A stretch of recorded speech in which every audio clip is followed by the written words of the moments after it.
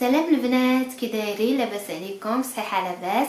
اول حاجه كنتمنى لكم سنه سعيده، وكنتمنى ان شاء الله 2019 تدخل عليكم بالصحه وبالسلامه وبتحقيق جميع المتمنيات. هذه كما كتشوفوا اول فيديو ليا في 2019. هذا الفيديو غادي تكون مختلفه شويه على بقيه الفيديوهات اللي كنا كنشوفوا، يعني الروتينات، الفلوغات، كيفاش دوزت النهار، التخمات، الصبين. هذا الفيديو هذه غادي تكون مختلفه شويه، ولكن غترجع بينا للبدايه ديال القناه، حيت كنت كندير بحال هذا النوع ديال الفيديوهات، هي الفيديوهات الاجتماعيه اللي كنكون غير كنتكلم فيها. كما قلت لكم هذا الفيديو هذه غادي تخصنا كاملين، تقدر تفيدكم كاملين. بقاو معايا باش تشوفوا علاش غادي نتكلموا اليوم. الفيديو ديال اليوم البنات كتعلق بتحقيق الاهداف، يعني كل واحد فينا عنده اهداف اللي باغي ان شاء الله يحققها في 2019 اولا يحققها من في عامين اولا في 3 سنين. يعني ودائما ملي كتكون دخلت سنه جديده كنكون كنقولوا يا ربي ان شاء الله يتحقق لي فيها هذه الامنيه، يا ربي ان شاء الله تكون عندي فيها صحتي مزيانه. يعني كل واحد كيكون عنده امنيات ديالو.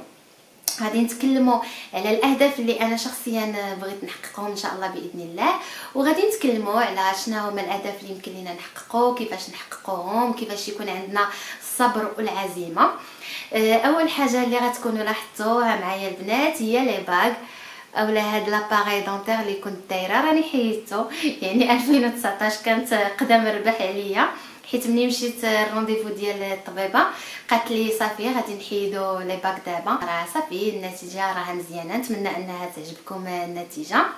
صافي كانت هذه الحاجه الاولى المهم اللي ماشي كنت كنتمنى انها تكون في 2019، لان كنت عارفه انني ما نقدرش نطول اكثر من هكا، ولكن جات المناسبه انني زودتهم مع بدايه السنه. اول حاجه البنات منين يكون عندنا واحد الهدف اللي بغينا نحققوه اولا كنتمناو اننا نحققوه، طبيعه الحال من بعد التوكل على الله سبحانه وتعالى كتجي الرغبه. يعني خاص تكون عندنا واحد الرغبه اننا نحققوا هذاك الشيء، ماشي نبقاو حنا غير غاديين في الدنيا كنقولوا ايوا صافي، ايوا صافي لا ما درتش هذيك الحاجه صافي ماشي مشكل، ولا ايوا اللي هذا صافي خلي كلشي على الله. بطبيعه الحال راه كلشي على الله، وراه ربي اللي كيجيب لنا اللي فيها الخير، وراه ربي اللي كيصاوب لنا طريقنا قدامنا، ولكن ربي كيبغينا حتى حنا نديروا الاسباب. ماشي كيقول لنا صافي سيروا في هذا الطريق راه غادي تمشيو فيها بوحديتكم، لا، راه ربي تا هو كيقول لنا خاص نديروا الاسباب وخاصنا نلحوا عليه وندعيوه ونوضوا ونخدموا باش هذاك الهدف اللي حنا بغيناه كيتحقق لينا باذن الله بطبيعه الحال الا كان عندنا فيه الخير. كما قلت لكم اول حاجه هي الرغبه، تكون عندك رغبه باغي هذيك الحاجه. انا مثلا باغي هذا العام ننجح بنقطه مزيانه اللي غتخول ليا انني نمشي نقرا في معهد مزيان اولا في كليه مزيانه اولا في مدرسه مزيانه. مثلا هدف اخر، انا مثلا هذا العام هذا خاصني نوفر شويه ديال الفلوس، حيت بغيت ان شاء الله نسافر لواحد البلاصه اللي مشاو ليها صحاباتي من قبل وعجباتهم. هذا هدف بغيت، يعني عندي واحد الرغبه. مثلا نتكلم على راسي، انا عندي هدف ان شاء الله ان القناه تكبر وان ما نبقاش في هذيك 22,000 مشتركه ان شاء الله. علاش لا ما توصلش ل 80,000 او ل 60,000 من عام؟ يعني غادي نحاول انني المجهود اللي ما درتوش في السنه الماضيه نديرو اكثر في السنه هذه باش نوصل لهذاك الشيء اللي بغيت ان شاء الله، يعني لهذا الهدف اللي انا تكلمت عليه. فعاود مثلا ما غادي نغبر عليكم بزاف، كيف ما بزاف ديال البنات كيلوموني وكيقولوا لي راه كتغبري علينا في انزال الفيديوهات. غادي نحاول انني مثلا نخصص واحد الوقت نخرجه، يعني ندير اكثر من طاقتي باش نخرج هذاك الوقت وباش نصاوب واحد لا فيديو ولا جوج لي فيديو في الاسبوع اللي ان شاء الله غادي يخليو ان الناس يزيدوا يبغيو القناه ويزيدوا يبغيو المحتوى ديال القناه وتزيد تكبر. يعني هذا هدف.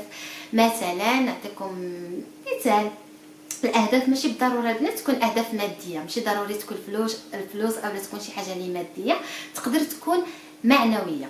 بحال مثلا نهضر لكم على نفسي، دابا نتوما دائما كتشوفوني كتقولوا لي انت انسانه هادئه جدا، كيبان لينا الطبع ديالك هادئ. بالفعل البنات انا انسانه هادئه جدا، ولكن منين كنتعصب ما كنشدش راسي وما كنتحكمش في راسي، وكندير يعني ردود فعل اللي خايبه بزاف اللي كضرني انا الاولى وكضر الناس اللي محيطين بيا. وهاد القضيه ديما كنقول ستوب، خاصني نحبس، ما خاصنيش نبقى غاديه هكا، لانني كما قلت لكم كنضر راسي وكنضر الناس، ويعني كاين شي حاجات اللي ما تستاهلش كاع انني نتعصب عليها بهذيك الطريقه هذه. لذلك انا كنقول ان شاء الله غادي نحاول ما امكن انني نقص واحد 50% من هاد العصبيه ديالي اللي كتاثر عليا وكتاثر على الناس المحيطين بيا، وانني غادي نحاول انني الحاجه اللي كانت كتخلق لي مشاكل نحاول نتجاوزها، ما نبقاش نتعصب على اي حاجه، حيت بيني وبينكم انا من داك النوع اللي نفسو حاره بزاف. يعني مثلا شي حاجه منظمه محطوطه في ديك البلاصه خاصني نجي نلقاها في هذيك البلاصه، ما نلقاهاش في بلاصه اخرى. وداكشي اللي كيعصبني، خصني ديما الدار تكون نقيه، ديما كلشي يكون هو هذاك، ديما تكون كلشي يكون عندي مزيان. وداكشي دي فوا راه غير كتمرض راسك، لان ماشي دائما خاصك تلقى النظام، اولا دائما غادي تكون منظم، اولا دائما غادي يكون عندك داكشي اللي عندك البارح هو اللي عندك اليوم. راه شي مرات كيختلف، شي مرات كنكون عيانه ما نقدر ندير والو، شي مرات كيكون ظروف اخرى، ولكن انا كنبقى نفسي كضرني حتى كنتعصب. ان شاء الله باذن الله نحاول نحيد مني تماما هذه القضيه، يعني نقص واحد الماكسيموم. راكم سمعتوا واقيلا دعاء كتكح مسكينه راه ناعسه ومريضه هاد الايامات. هذه كما قلنا يعني الرغبه. من مور الرغبه كتجي نوع الهدف اللي غادي نختارو. يعني الهدف اللي غادي تختاروا البنات انكم ان شاء الله تحققوه في عام اولا في عامين اولا في اكثر، خاصو يكون هدف واقعي. يعني نشرح لكم، مثلا انا كنشد صالير على قد الحال، شويه ديال الفلوس، ماشي شي خلصه كبيره، ما غاديش ندير هدف انني نوفر من هنايا عام واحد ل5 ولا 6 المليون، راه ما يمكنش، يعني ما يمكنش غادي تحققوها. تقدروا توفروا واحد المليون، مليون ونص، 2 المليون، ولكن ماشي 5 ولا 6. يعني ديما نشوفوا الهدف اللي هو واقعي اللي نقدر نحققه. مثلا انا واحد الانسانه اللي ما عنديش مع ماده الرياضيات تماما، وكنقول من هذا العام هذا ان شاء الله في التالي العام خاصني نجيب نقطه مزيانه في الرياضيات، وخاصني نخدم باش نجيبها. راه ما غاديش نقول لا من هنا لفان ديال لاني خاصني نجيب 20 على 20، ما يمكنش. بما انني انا ما عنديش مع ماده الرياضيات غادي نشوف انني نجيب فيها واحد 15 ولا 14، المهم نجيب فيها نقطه مزيانه، ولكن ما غاديش نشوف شي هدف اللي بعيد عليا. ربما الا كانت شي معجزه انني نجيب هذيك النقطه هذيك في واحد الماده اللي انا ما كنفهمش فيها مزيان. هذه كتجي يعني من بعد الرغبه كيجي نوع الهدف، ومن بعد كتجي عاوتاني تخطيط لهذا الهدف. هذا الهدف هذا ماشي نبقى نقول وصافي ودابا نحققو صافي، المهم ومن هنا لاخر العام وبشويه عليا اللي زربوا ماتوا والعام طوال اللي بغى يربح راه العام طوال. كاين الناس اللي كيفكروا بحال هكا كيقولك واللي بغى يربح راه العام طوال. لا، راه اي حاجه محدوده بلو. راه الا درت قدام عيني واحد الهدف اللي خاصني نحققه في عام، راه خاصني نخطط ليه في عام، ماشي في عام ونص اولا في عامين اولا في 3 سنين. خاصني نخطط ليه في عام ونبدا نخدم عليه كل شهر حتى نوصل للهدف ديالي. يعني التخطيط خصو يكون محدد بالوقت. رابع حاجه كتكون تحفيز النفس. كيفاش تحفيز النفس؟ انني نقول شنو غادي نجني انا من مور هذا الهدف. ديما نحفز راسي لهداك الشيء اللي غادي الا حققت هذيك الهدف غادي يبعد عليا بشي حاجه مزيانه. مثلا كما قلت لكم غادي نجمع واحد شويه ديال الفلوس باش العام الجاي ان شاء الله غادي نسافر ديك البلاصه مزيانه. غادي ديما تبقى تبان ليا قدام عيني ديك البلاصه مزيانه باش نبقى ديما محفزه، وديما كنقول لا غنزيد نجمع باش نمشي ان شاء الله. ولا مثلا غادي نقرا مزيان باش ناخذ ديبلوم مزيان اللي يقدر يخليني انني نمشي نلقى خدمه مزيانه اولا نمشي لمدرسه مزيانه. غادي نبقى نفكر فهادوك الناس اللي مشاو للمدارس مزيانين وقراو مزيان وكيخدموا خدمه مزيانه، حتى انا غادي نفكر هكذا. حيت الناس اللي ما عندهمش اهداف في حياتهم للاسف كيبقاو غير غاديين غير هكا دون لا ناتور كيف ما كنقولوا، ما عارفينش ما عندهمش ما كيفكروش في شي حاجه يعني اللي باغيين يوصلوا ليها هدف. مثلا شحال من واحد كيقولك هاد المغرب راه ما فيه خدمه، وتا اللي قراو تا هما لقاو شي خدمه راهم كيدوروا. علاش انا نقارن راسي بهادوك؟ علاش ما نقارنش راسي بالناس اللي قراو وخداو دبلومات مزيانه وخدموا بهم؟ علاش ديما نقارن راسي بهادوك ايوا صافي قراو ما داروا بها والو؟ لا، ندير انايا قدام عيني انني لا قريت ان شاء الله ودرت شي وصلت شي دبلوم مزيان، راه ان شاء الله غادي نخدم به، ما غاديش يبقى نضيعو غير هكذاك. ولا الناس مثلا اللي كيحطوا سيفي ديالهم في بلاصه وحده وما كايناش الخدمه، ما كاين والو في هذا المغرب، هذا المغرب هذا غير باك صاحبي، هذا المغرب هذا ما فيه والو. لا، ماشي هكاك، راه كاين فرص ديال الشغل. علاش؟ راه كاين الناس اللي عندهم دبلومات يعني بساط ولقاو انهم يخدموا شي حاجه في الدومين ديالهم. يعني مثلا شي مرات كنقدروا نكونوا ندمنا على يعني الدراسات اللي درنا ماشي داكشي اللي كنا باغيين نديرو، درنا شي حاجه اخرى، ولكن ماشي حيت درنا ديك الحاجه اخرى صافي نفشلوا نقولوا وصافي شتي انا ما عندي مستقبل. لا، يمكن هذيك الحاجه اللي درت تقدر تعاوني انا ان شاء الله نلقى خدمه، ولكن اننا خاصنا نجريو، خاصنا ندورو، خاصنا نمشيو نحطوا لي سي في هنا وهنا وهنا وهنا، ماشي نحطو مره وجوج نقول لا لا والو ما بقيتش الخدمه. يعني ديما خاص يكون عندك هدف هدف هدف، شي حاجه باغي توصل لها، ماشي غير شي حاجه غير غادي هكذا. المهم كما قلنا كاين الرغبه، كاين نوع ديال الهدف اللي خاصو يكون واقعي، كاين التخطيط للهدف، وكاين تحفيز النفس، واخر حاجه هي تنفيذ هذيك الخطه.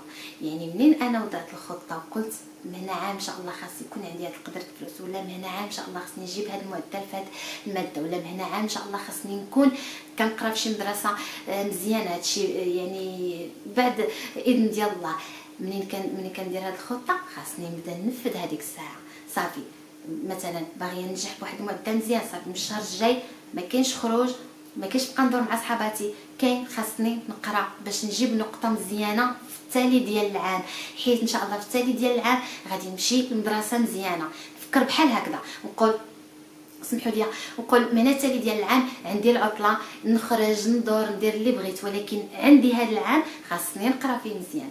ولا مثلا كنقلب على خدمه، عندي هذا العام قدامي خاصني ان شاء الله نسالي العام نكون لقيت شي خدمه مزيانه، غادي نبقى ندور هنا وندور هنا وندور هنا وندور هنا وندور هنا حتى نعيا وندير مجهودي كامل.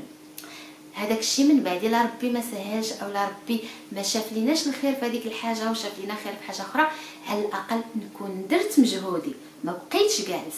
حيت ما نكذبش عليكم انا ما كيعجبونيش النوع ديال الناس اللي كيبقاو غير جالسين ويقول يا ربي ما سهلش هذاك مسكين، وشحال وهذا ما سهلش عليه، وصافي ربي ما فيها خير هذيك. واش درتي مجهود باش تلقى واش فيها خير ولا ما فيهاش الخير؟ راه حتى الله سبحانه وتعالى كيبغي العباد، يعني العبد الملحاح، العبد اللي كيبقى يلح عليه، كيبقى يخدم وكيلح، كيطلب الله وكيلح، ماشي كيبقى جالس ويبقى يقول ربي ما جابليش.